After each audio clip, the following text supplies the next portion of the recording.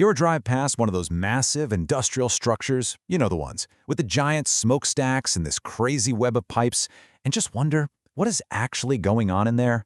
Well, a lot of the time, you're looking at a thermal power plant, the absolute workhorse of our electrical grid. So today, we're going to pull back the curtain and really demystify the incredible process that's happening inside. Let's dive right in.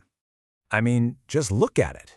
At first glance, a modern thermal power plant it's incredibly complex. It's almost overwhelming, right? You've got these huge coal yards, massive boilers, turbines, those iconic cooling towers. It's basically a whole city of engineering, and it's all dedicated to one single purpose. The scale is just mind-boggling. That's the big question, isn't it?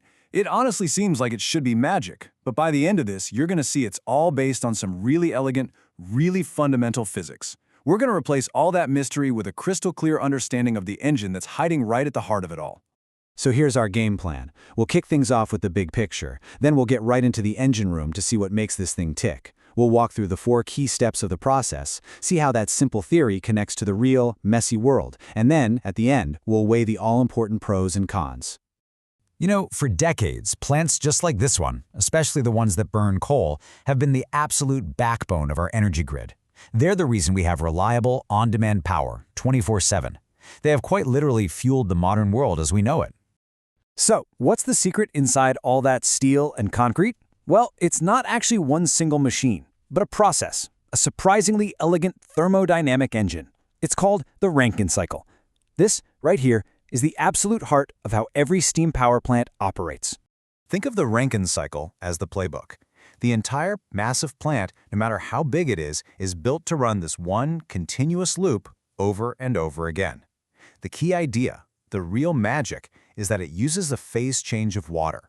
It goes from a liquid to a super high-pressure steam and then right back to a liquid to create motion.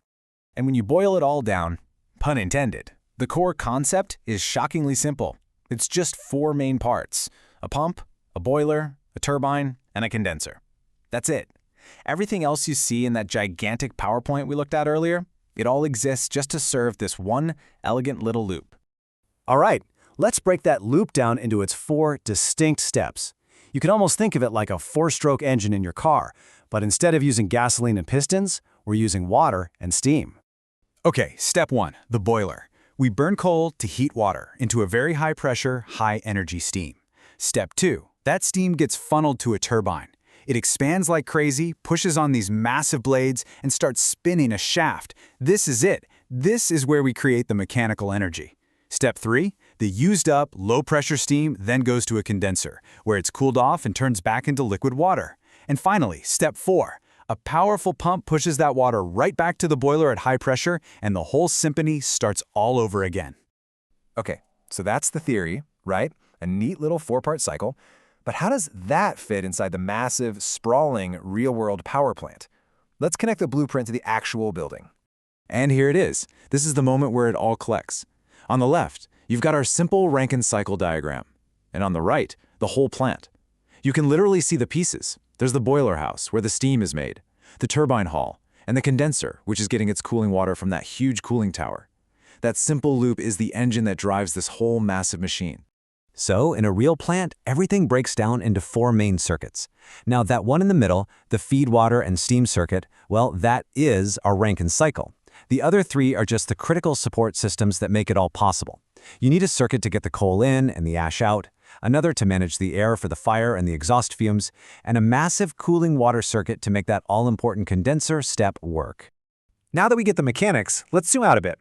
Because building and operating one of these plants well, it's a monumental logistical challenge. It requires an absolutely incredible amount of resources. Yeah, you can't just plop one of these down anywhere. You have to be near a coal source or your transportation costs will be astronomical.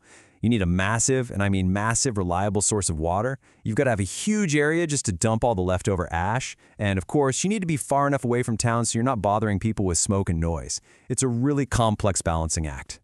And to put the fuel needs into perspective, a single 400-megawatt plant, which is enough to power a pretty decent-sized city, can burn through up to 6,000 tons of coal. Not per year, not per month, every single day. That is a constant train of rail cars just to keep the lights on.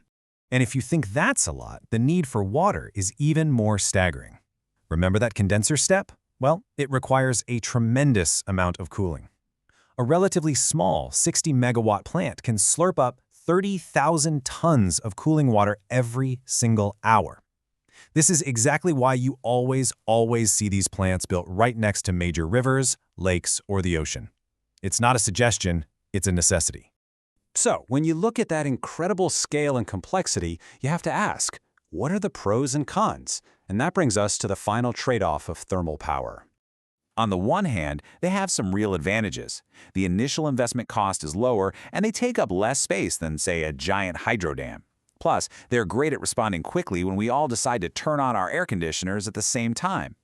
But on the other hand, the drawbacks are significant. That huge water requirement, the high cost of shipping all that fuel, the sheer complexity of the plant, and of course the big one, the atmospheric pollution from burning all those fossil fuels. And really, that's the crucial question this incredible technology leaves us with. Now that we understand the engine inside, from that simple cycle to the complex, massive plant, we have a much clearer view of our energy landscape. It helps us understand the true cost of flipping on a light switch and the enormous trade-offs we all face in deciding how to power our world tomorrow.